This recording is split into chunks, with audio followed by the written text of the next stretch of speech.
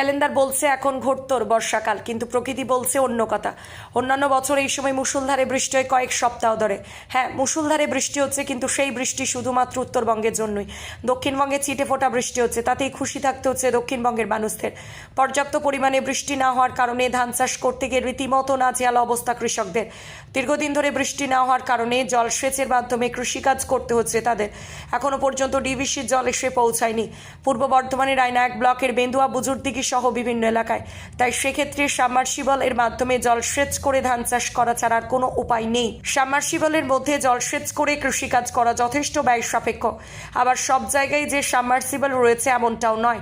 তাই আপাতত যেসব জায়গায় সাবমার্সিবল রয়েছে সেখানে ধান গাছ বপনের কাজ হচ্ছে, আর যেখানে সাবমার্সিবল নেই সেখানে আপাতত ধান গাছ বপনের কাজ বন্ধ রয়েছে।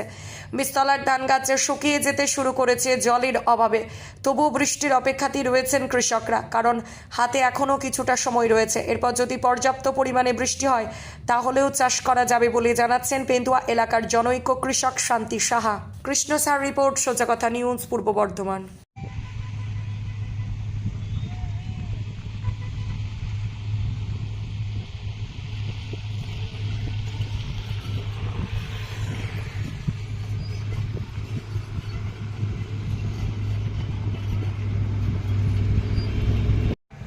অন্যান্য বছর তো অনেক আগে রোয়া শুরু হয়ে যায়, এবছর কি রোয়া শুরু হয়েছে এখন পর্যন্ত? জল নাই তো কি করে শুরু হবে? জল নাই মাঠে? না, আকাশে তো জল নাই, আকাশেও জল নাই, ক্যানেলেও জল নাই, আর মাঠেও জল নাই, ডিবিসিতে জল নাই, ডিবিসি জল নাই। আর সাবমার্সিবল দিয়ে কোনো কোনো জায়গায় রোয়া হচ্ছে, ওই দু এক জায়গা কোথাও কেমন যেমন যেখানে সাবমার্সিবল নাই সেখানে তো বন্ধ। হয়নি, একদম বন্ধ।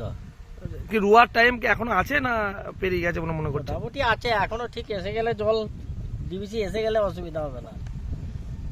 লোকের কি বীজ এখনো আছে না শুকিয়ে যাচ্ছে বলে মনে করছেন?